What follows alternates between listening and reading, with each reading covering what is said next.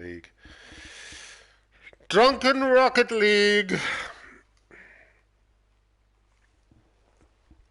I've just finished losing 2 games of Rainbow Six, which I cannot let anyone see because Rainbow Six is the game I would most like to be good at, and I am not.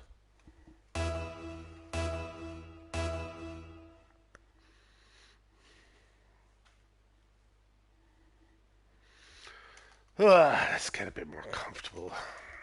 I mean, even though I think this is one of the greatest games, it is also a more relaxing game than Rainbow Six. Rainbow Six is chess, whereas this is kind of checkers in a way.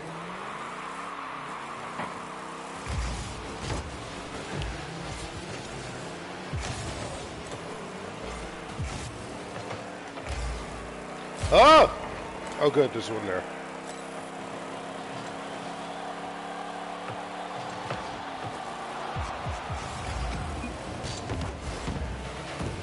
Come on, get out in there. Yes! No.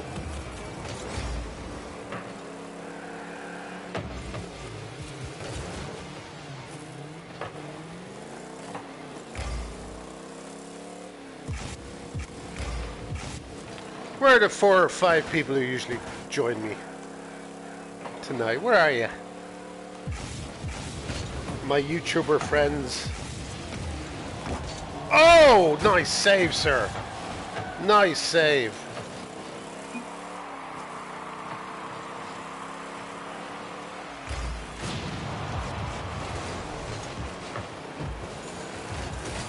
Oh no! That's not good. That's not good. I'm reading the Master and Commander books at the moment. You may remember the Russell Crowe film. Napoleonic Wars, British Navy. Ah! Shit! Oh shit, shit, shit! Look at me talking about Napoleonic Wars. But the books are great. They're really worth reading. The first one, I think that's it. The first one, the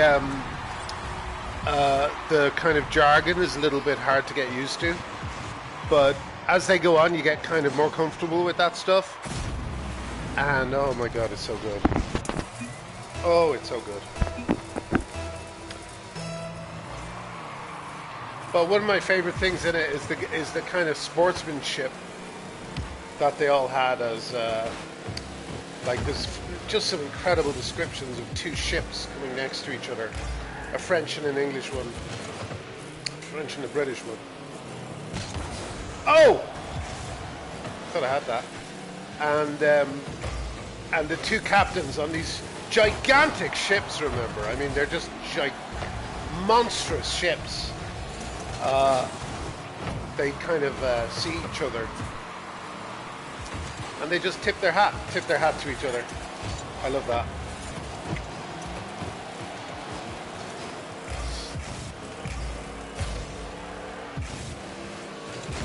Oh no! It's kind of alluded to in the film, but you know when the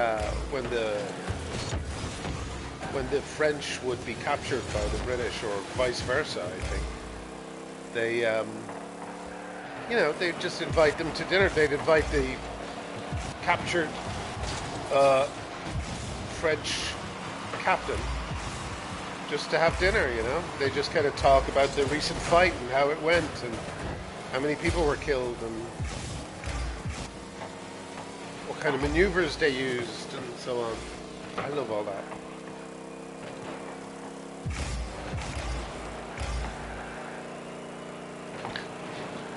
There was a Irish film, or at least a film about an Irish incident. I don't know if it was made by Irish people, but it may have been.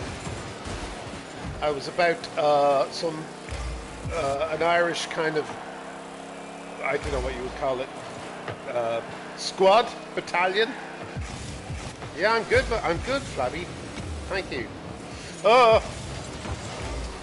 Anyway, it's a pretty good film, but they kind of missed a big opportunity, I wish I could remember what it was called. It's a real thing that happened. They were holding some. It was a UN force in Ireland.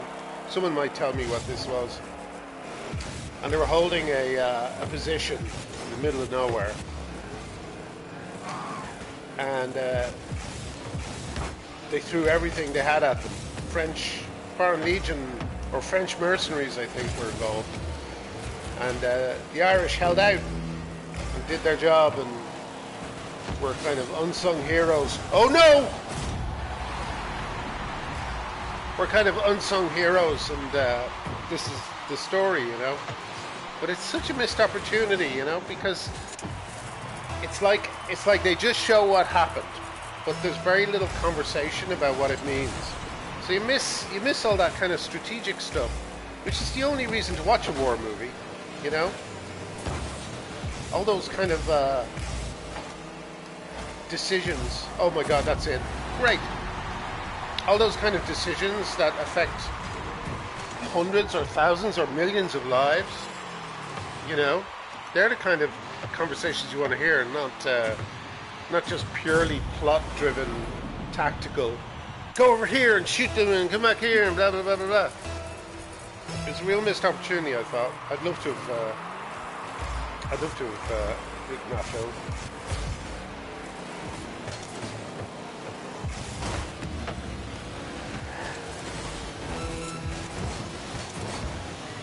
Yeah, but this was interesting because it was the UN, you know? Oh, that's in! That's in!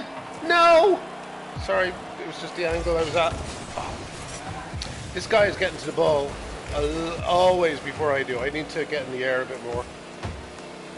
Ah. Oh, okay. The draw, that's not too bad. Still have a chance. It was the UN, so they were holding the line, you know, they were being very good.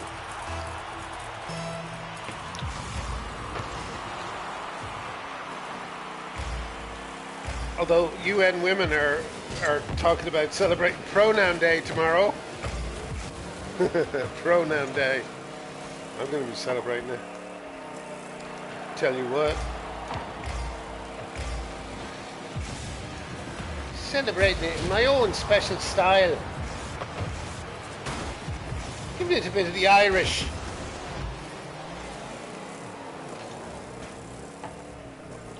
My Irish pronouns are me and whole.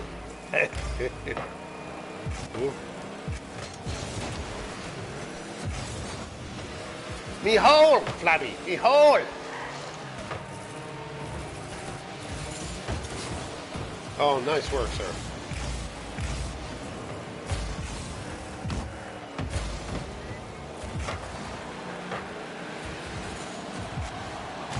Ah! Get to previous. What a time to be alive, yeah. You're absolutely right, sir. It's a day when we celebrate Americans and their cultural imperialism via Silicon Valley of the world.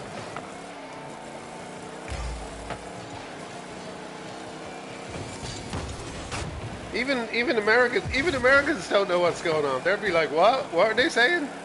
They're saying that lesbians are what? Lesbians get a penises, what? Isn't that homophobic? Yeah, it is homophobic. Oh, fuck off. Oh, they won. That was extra time.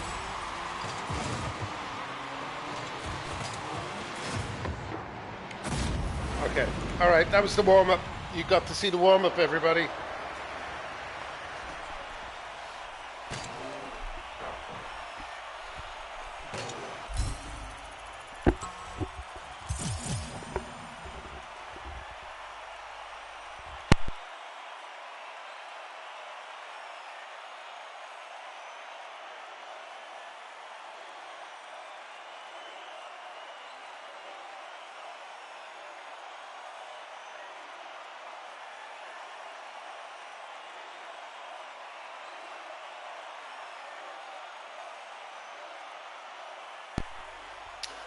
Well, it depends, doesn't it? I mean, it depends if the current alliance with the insane woke is strategic or not.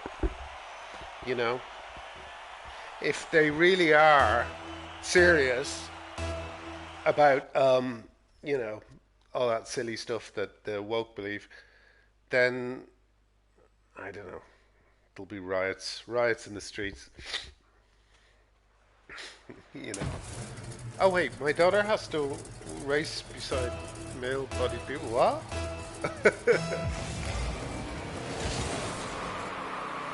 Yeah, see how that flies in the swing states.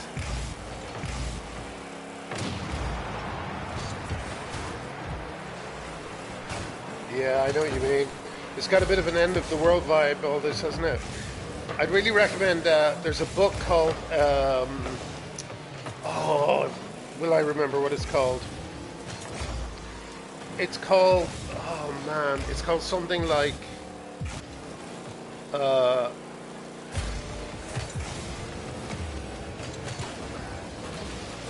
it's called something like Inexplicable Random Violent Events. It's literally called something like that. Or, I wish I could remember. If anyone could look it up for me, I'd really appreciate it. Because I play Rocket League, baby. But it's such a great book about what seems to be happening at the moment. Like, I think the first line, or at least very early in the chapter 1, is a line that says, the third president has been shot in 3 weeks, something like that. And it's just about America going completely off the rails. It's got that air at the moment. It's a very sad book, but very, very good. That's it.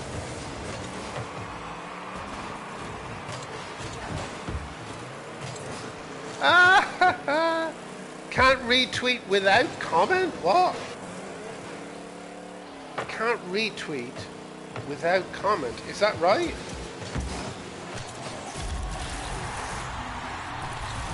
Can't retweet without comment.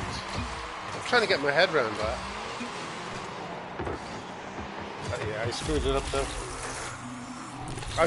I've been so knocked over by can't retweet without comment. So you have to say something. That's very funny. I agree. I'm with this guy. This guy seems to have it all figured out. What the fuck?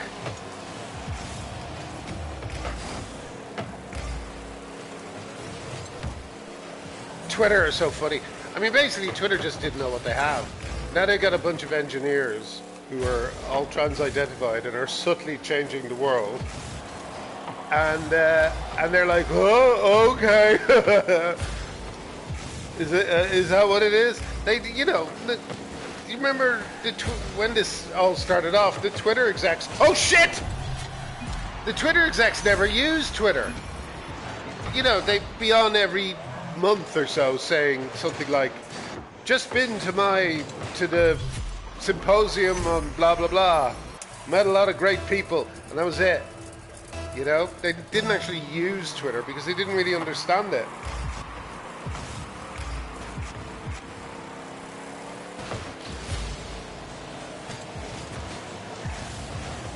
I mean, the only reason Twitter is better than Facebook is because Twitter is so much simpler that it's just a little bit harder to get wrong. But boy, have they managed it. They've come through with flying colours. That might be in. That might... Oh, no. Oh, you mother bumper. I don't want to do a heated gaming moment.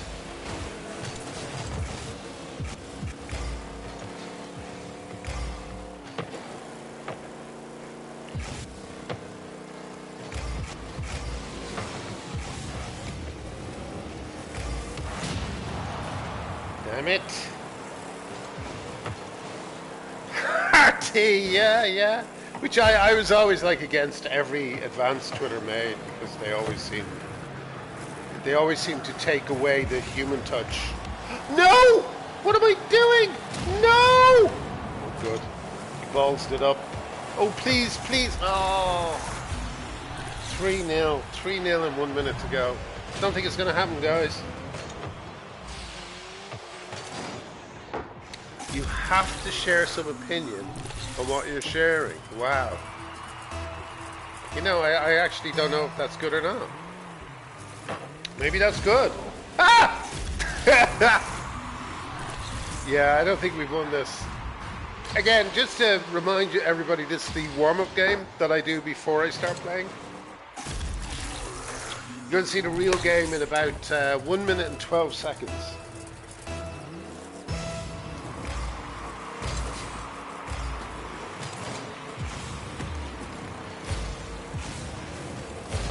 I don't know.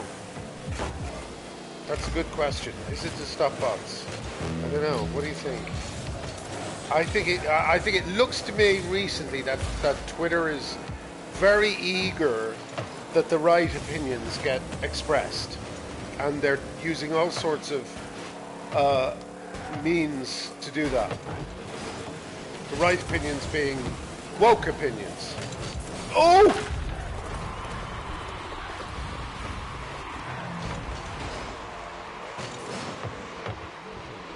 So I don't know if that's what it is. I think they're just trying to cook.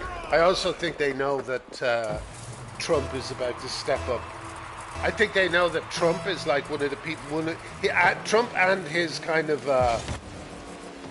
4chaner type of following know how to use the internet better than anyone at Twitter. So they're worried. So they want to control it.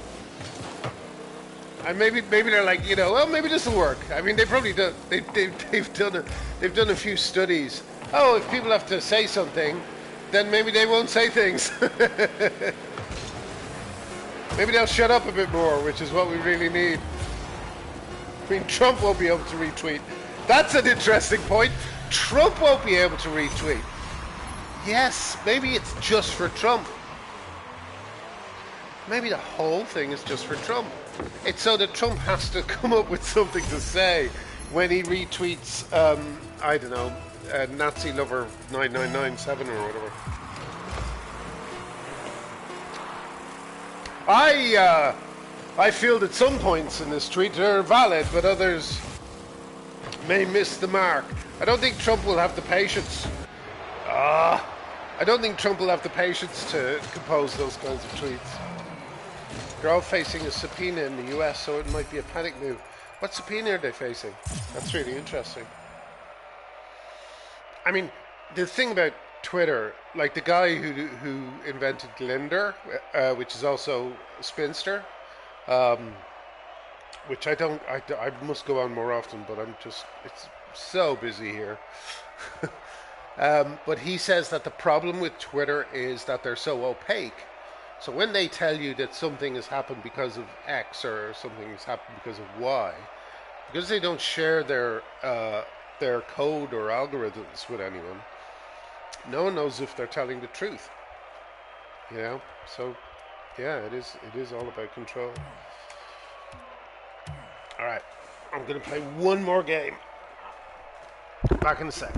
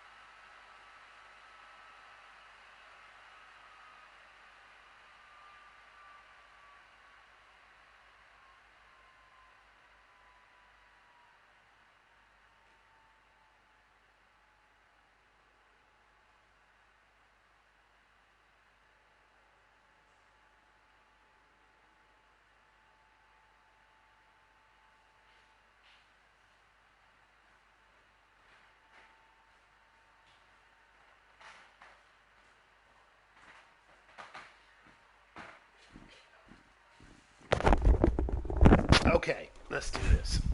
Let's do this. You've seen the warm-up.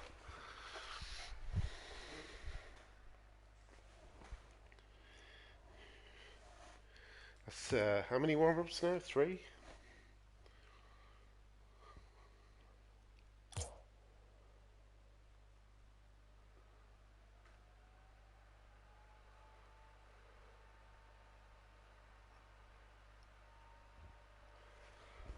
Okay.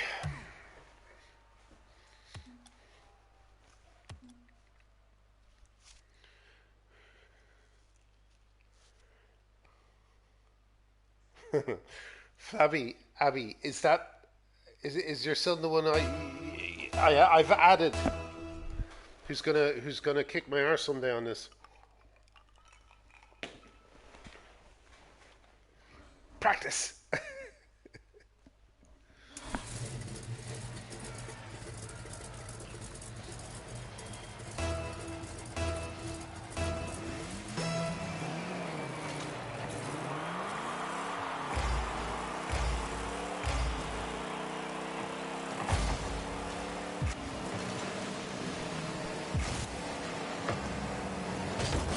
Oh, look at that clearance. Look at that. He's back, baby. Ah.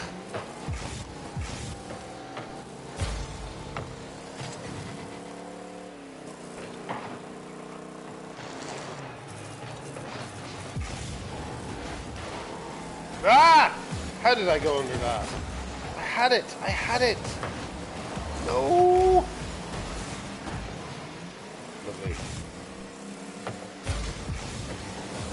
God, when you think about how bad a missed goal feels and how good it feels to you. Oh, no.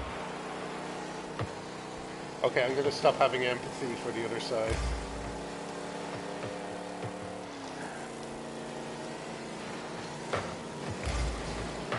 That's the thing, empathy. That's another reason why I'm not a big sports fan.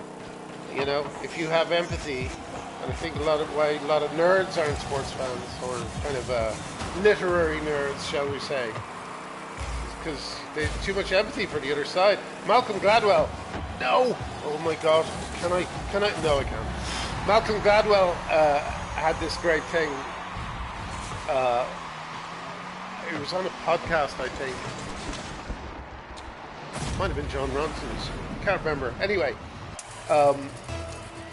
he was saying how he always felt not for the underdog but for the overdog, because when a team who were expected to just walk it lost, he had just so much. He just felt so bad for this team that completely believed they were going to win. And then it didn't happen. He just thought that must be just so much more crushing than the loss would have been to the other team, to the underdog. And I love that. I think that made me like him a lot when he said that, because you know that's proper empathy.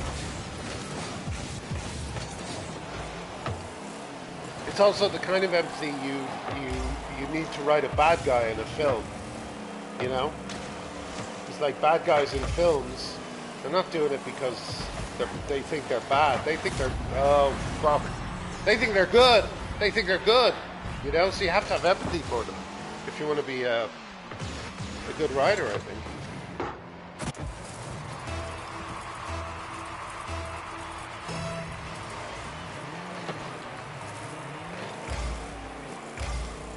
Yeah, I think I agree with. Whoa! No! Oh, come on. 2 minutes though, we're still not too bad. As long as I can hit that. Yeah, Dan Harmon. High strangle wank kick, man. Dan Harmon, he sees Die Hard as a kind of film, like a perfect. No, that was me. I did that. I know. I'm sorry. And you know, it's such a great film in terms of opposites. You know, because you have the street level cop who has to get higher and higher in this building, this corporate building, until he's at the very top. and his arch enemy is a guy who looks like he belongs at the very top. Alan Rickman just being as arch and posh, fuck off, as arch and posh as he could possibly be.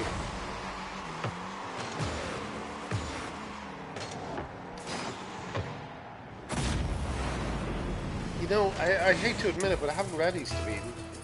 I saw the film and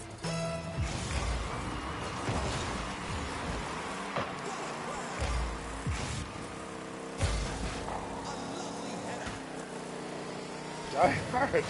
Is that what you're? Are you having a joke struggle like?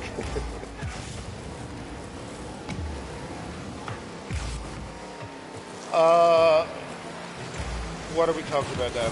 Oh, for God's sake!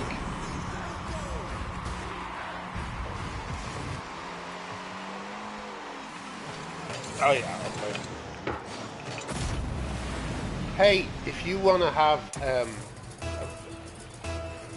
have some good reading, then I really recommend the Parker books by Richard Stark. They're all on Kindle, so if you have a Kindle, you can buy them, and they're fucking amazing. Oh, for God's sake! I'm deleting this one.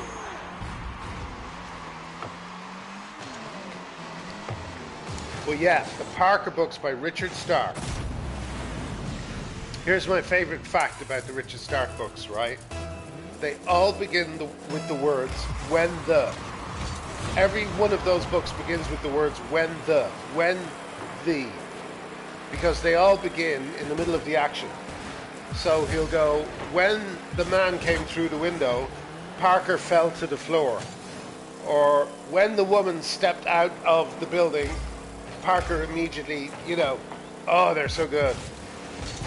They get slightly less good as they get on, but they're good for a surprisingly long time.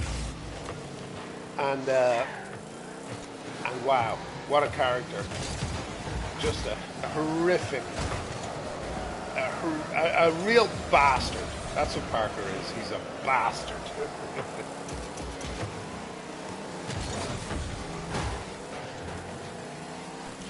But he's got really good qualities as well. There's two things about him. Like he's an armed robber, right? In the 50s and 60s. So he's very professional, and it's pre-internet and pre all this stuff. So it's like really good old-fashioned armed robbery. And but he has these two things, which is he totally looks after his crew. Because that's just what you do. Yeah, you look after your crew. You don't leave a man behind. All that stuff. That's number one. And if anyone double crosses him, he'll kill them. That's it. He will kill them. He'll find them and he'll kill them. They're brilliant books.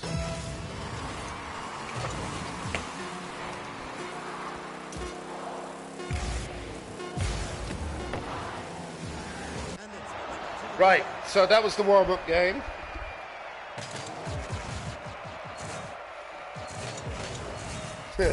Yeah, me too.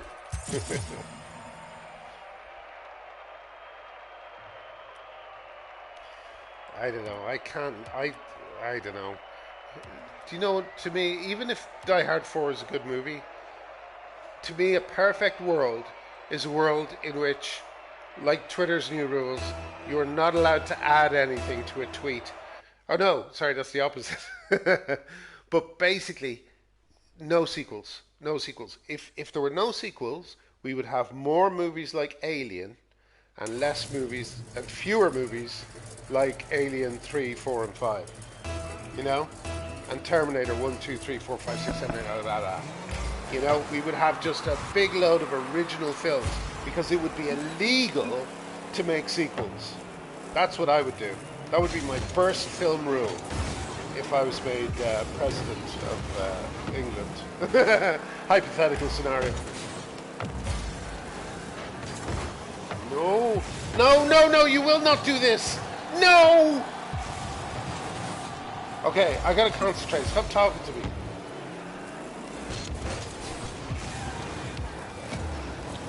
Oh, where did that guy come from?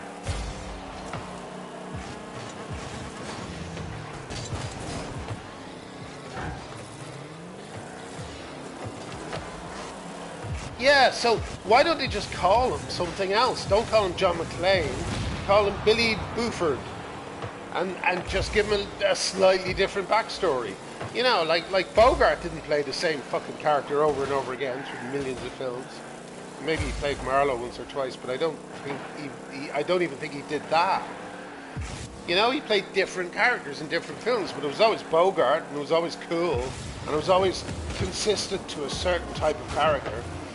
Why does Bruce Willis have to keep playing the same character named fucking John McClane, who seems to have like a Jessica Fletcher ability of turning up every time there's a disaster? It's bollocks.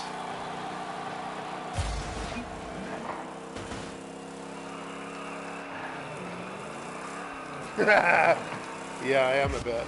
I do try and defend, though, as I did there unsuccessfully.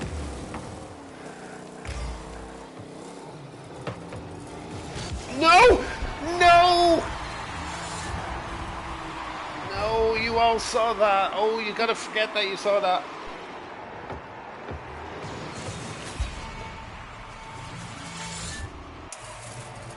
Oh, that's painful.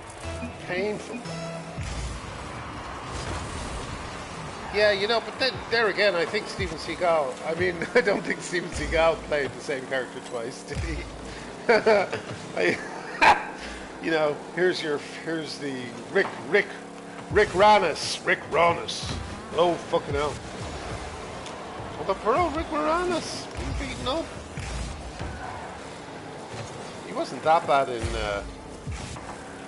Ghostbusters 2. It's really harsh.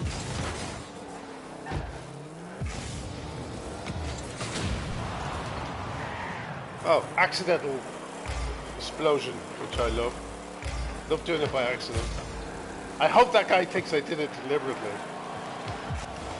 Oh no! That's going right in the goal as well. Watch everybody fumble it. Nope.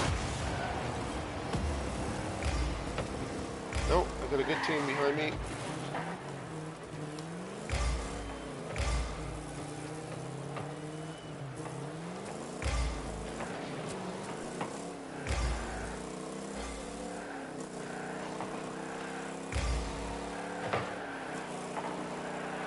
Tell you what, if y'all want to see a good horror show, watch Channel Zero Series 2. It's very, very good. It's so smart. It's the kind of like really out there Lovecraftian idea that you never see in horror movies.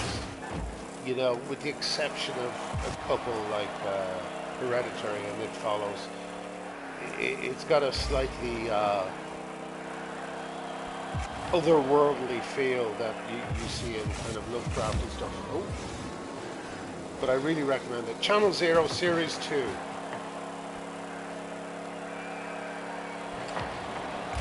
Yeah, exactly. But it's always been, you know, look how many bloody Frankenstein movies there were. Like, we look at those old kind of Frankenstein movies, you know, with Karloff. You know, how many did they have? Bride of Frankenstein, Dog of Frankenstein. They did the exact same thing. You know?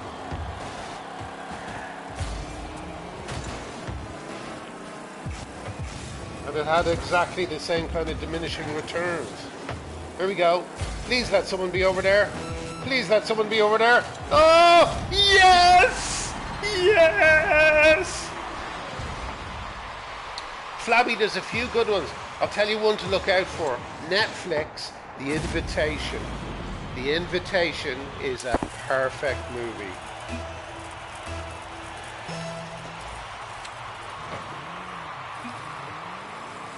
Anyone else seen the, just out of curiosity, anyone here seen The Invitation on Netflix?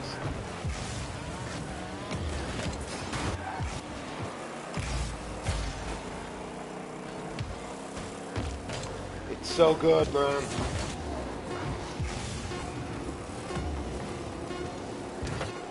Oh, nice. Oh, could it be? Could it be one of these? No.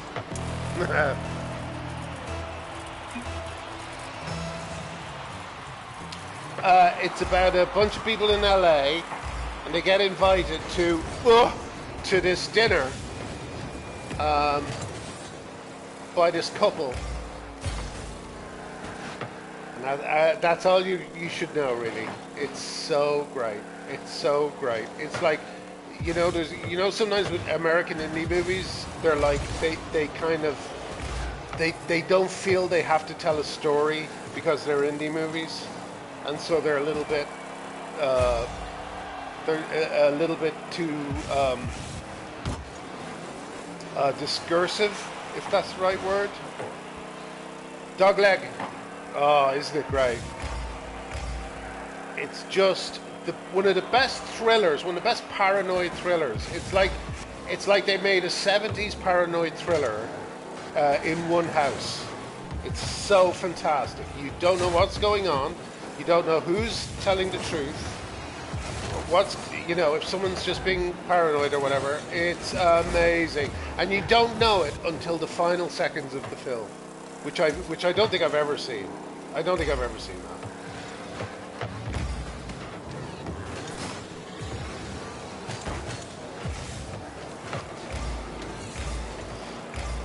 Oh, yes! Oh, fucking hell, that would have been nice to score there. No!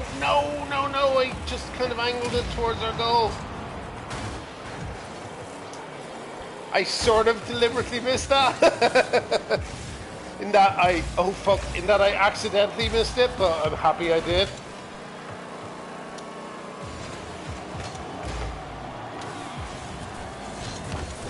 Oh, go on.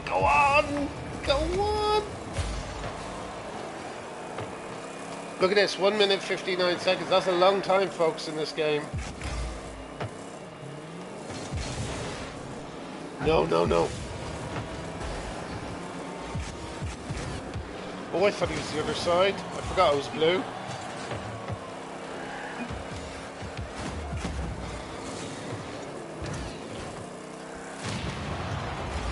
I know, I say go on every night. Oh my god. Oh! No, you missed the joy of me winning the game. No. Alright, you all have to forget that night of Rocket League. I'm going to delete this video. Screw this video.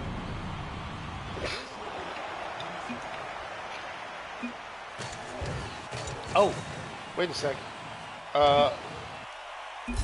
Hey, I'm going to have to check back and see what you said about Abigail's party crossed with that one scene from the thing.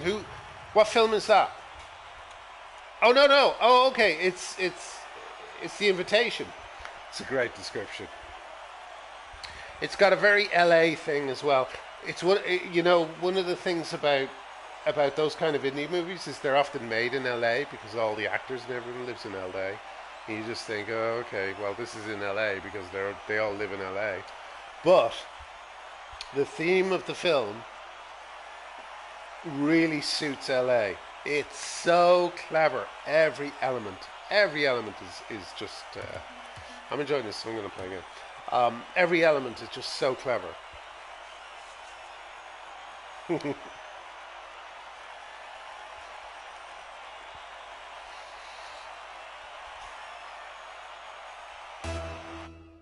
Okay, one more, and if I lose this, I don't know. I really don't know what I'm going to do. I think I'll have to. I think I'll have to just stop doing this. Bliss. Okay. I hear. What's that one? There's a German one or something about time travel.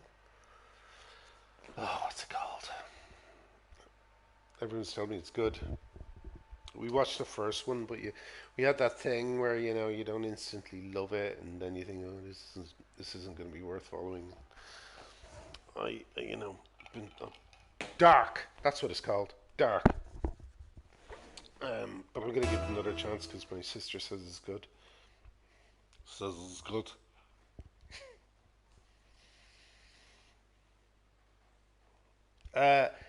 Yes, Flabby, but you have to remember that you said that was okay. You know, I'm happy to play with anyone. And my son, I play with my son. So if he's happy to play with my son as well and become part of the big web of um, uh, Glinner children, then I'm happy for him to. My username is Glinner1, but I don't really know how you'll because like there's a load up there that I have to kind of ignore because I have no idea who they are, and so I don't know if you tell me yours. Went a bit odd towards the end. Okay, you know that's the kind of thing that puts me off watching anything because I just think, well, it's not going to end well. Do you know what I thought was good all the way through, and I really recommend? The Leftovers. The Leftovers was great. Like, I don't know if you saw the Watchmen series, which I thought was, that might go in. Yay! I don't know if you saw the Watchmen series, which was really, really good. But then in the last episode, it became slightly conventional, which is fine, because I would have been complaining if it hadn't been conventional, or it hadn't had an ending. I would have been complaining that it was a Shaggy Dog story. But, you know, Watchmen was good, but The Leftovers is good all the way through. The Leftovers, the ending is great, everything about it is great. Even though the ending is a little bit, I don't know, it's a little bit interesting. I still thought it was just as close to perfect as it could be, without being perfect. Yeah, do my bidding. Oh, and if you want a real treat, and your kids are old enough, get them. No. Ooh, get them to watch the '70s Invasion of the Body Snatchers. I watched it again recently, and I didn't think it would stand up. I thought the special effects would be dated, you know, blah blah blah. It's amazing. It's still brilliant. Oh, you little bugger.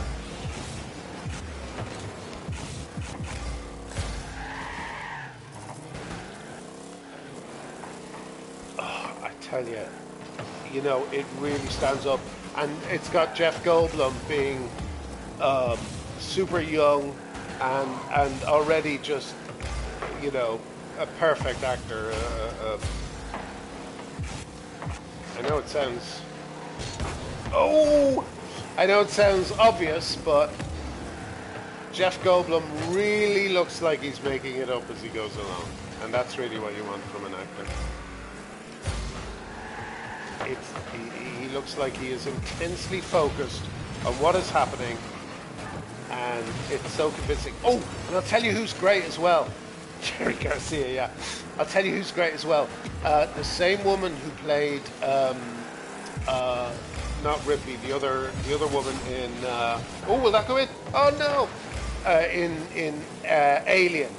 The other woman who's not thingy, who's not the star. I mean, she was such an amazing actress. She was able to do terror in Alien and in Body Snatchers like no one else.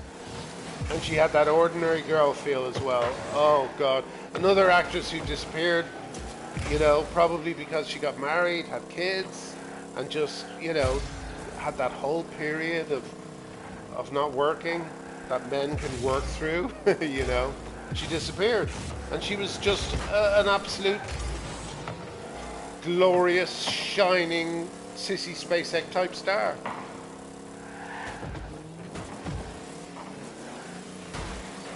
True crime. I liked the first series. I liked all the Lovecraft stuff in the first series. And I think... I actually was reading the book that they stole all the kind of Lovecraftian type material from.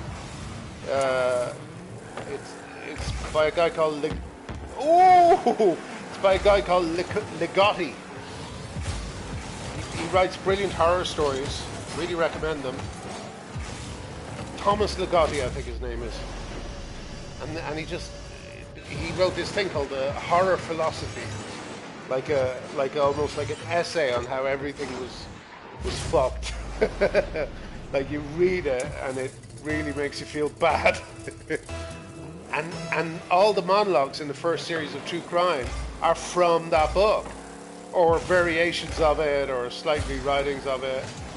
In fact, I know a few people who feel that the author kind of, ripped Ligotti off, but he certainly took the flavour of that first series, that kind of otherworldly flavour from Ligotti. I kind of wish they followed through with it and made it a supernatural thing, the way Hereditary did.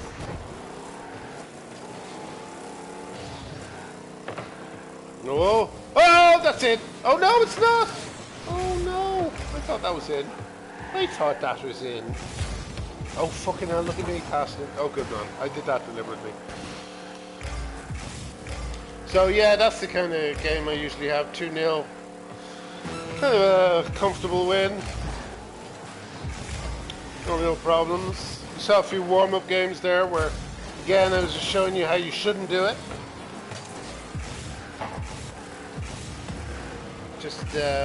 And if you want to join my Rocket League classes on Masterclass, they're 500 grand for the year. No, sorry, 500 for the year. 500 pounds for the year. Not 500 grand for the year. That's how much I'll earn. Brooke Adams. Oh, God. You know what, Sean? I'm so happy you said that. Because when you do photographs like that, you think, oh, is this funny or not?